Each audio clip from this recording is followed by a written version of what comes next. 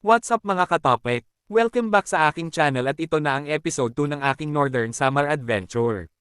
Pero bago ang lahat, syempre, shoutout muna sa tropang solid Brian Malilin at Murphy Bautista from Isabela at ang malupit kong server na si Mabalasik Archangel. Maraming salamat sa inyong suporta mga tropang ligaw. Sana'y samahan niyo ulit ako sa panibagong biyahe na puno ng lubak, ulan, at syempre, adventure. Tara! Sa pagsisimula ng episode na ito, narating ko na ang arko ng gateway to Bicolandia, sa bandang Camarines Norte ang unang probinsyang tatahakin ko sa biyahe. Dito nagsimulang kumulimlam ang langit at akala ko tapos na ang matagtag na daan pero hindi pa pala. May karugtong pa ang lubak at nag-umpisa na ring umambon. Kaya medyo nag-alala ako na baka abutan ako ng malakas na ulan pero go pa rin tayo dahan-dahan lang para safe.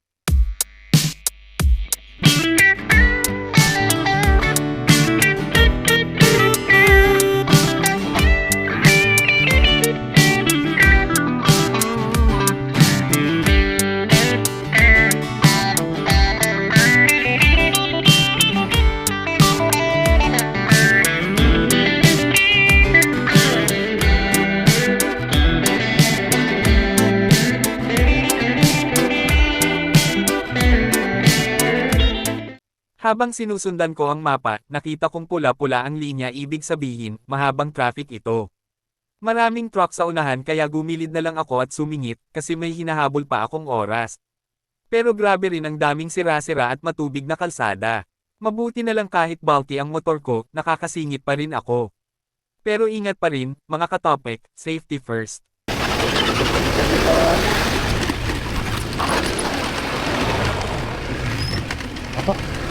Bagus. Ano pa din mo? Ayun, hindi pa nabili yung pintal na. Pintal na ano? 540. Kasi, bakit? Ayun, yung sabi na. Ano parang tawag din? Ito daw, ito sa aking bibig. Bakit? Saan na pala? Mandun pa. Magpo. Pagpulay. Dito tayo ngayon naman po. Eh, boss. Ano mga kalabo? Bang. Yan, ang sitaw. Ini pasti kita menunggu. Lord, kemudian kita pilih teman, kita pilih masyarakat, kita pilih bantuin. Grabe tuh. Kenapa oh? Pulang. Grabe tuh. Sabi niya ni, dapat balik-balik dito ganun kami. Mungkin tayo na ano.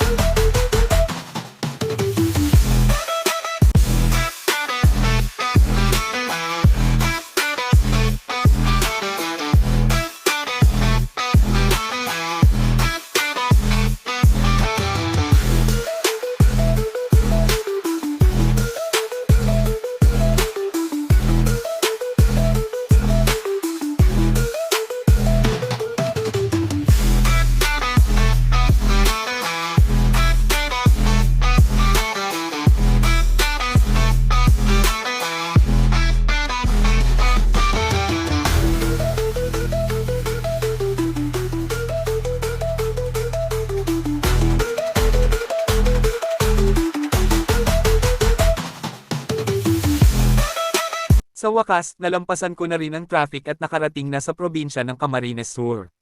Pero as usual matagtag at lubak pa rin ang daan dahil sa mga ongoing roadworks. Ramdam ko na rin ang pangangalay at pagod pero tuloy lang kasi enjoy pa rin ang biyahe.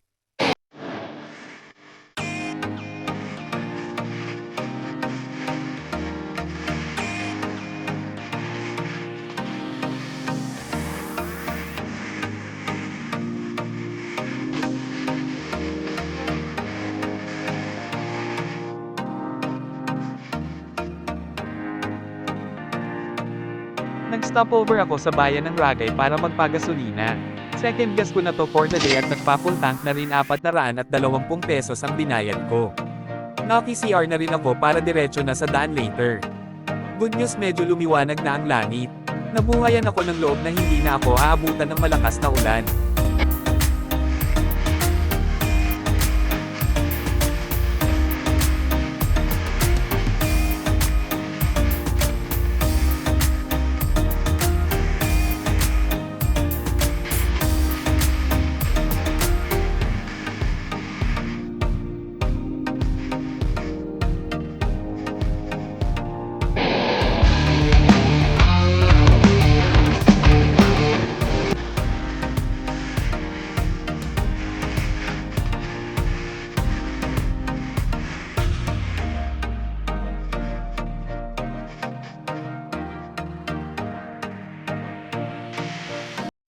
Kaya after a few kilometers, huminto ako saglit sa isang tindahan para magmerienda, biscuit at soft drinks. Kumpiyansa na akong di uulan, at excited na rin akong masilayan si Mayon.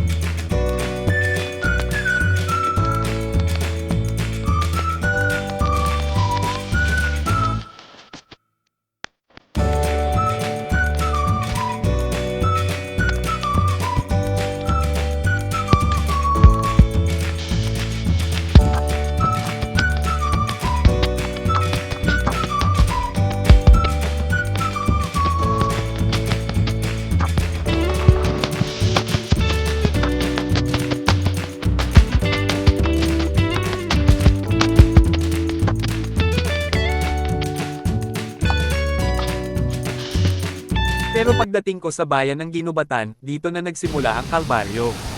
Umambon ng paunti-unti, tapos biglang lumakas ang ulan kaya sumilong muna ako sa isang kubo para magpatila. Malayo-layo pa ako sa Port of Matnog, kaya napagpasyahan kong maghanap muna ng matutuluyan sa Legazpi. Sinuyod ko ang daan kasi wala akong advance booking, at ramdam ko na ang pagod habang palalim ang gabi. Hindi ko na rin nasalayan ang Bulkang Mayon dahil sa sama ng panahon.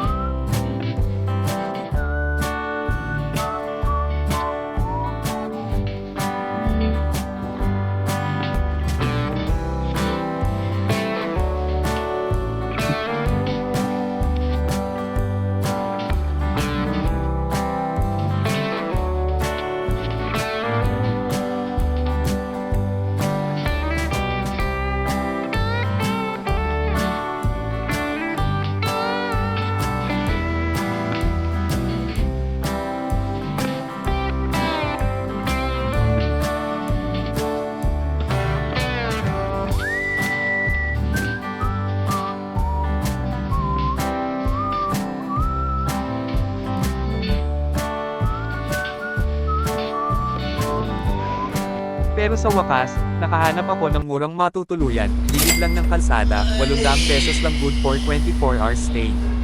Bumili rin ako ng pagkain sa convenience store, 170 pesos ang total. Di ko na videohan, gutom na rin eh. Haha, dito ko natatapusin ang episode 2 nanograms aking biyahe pa Northern Samar.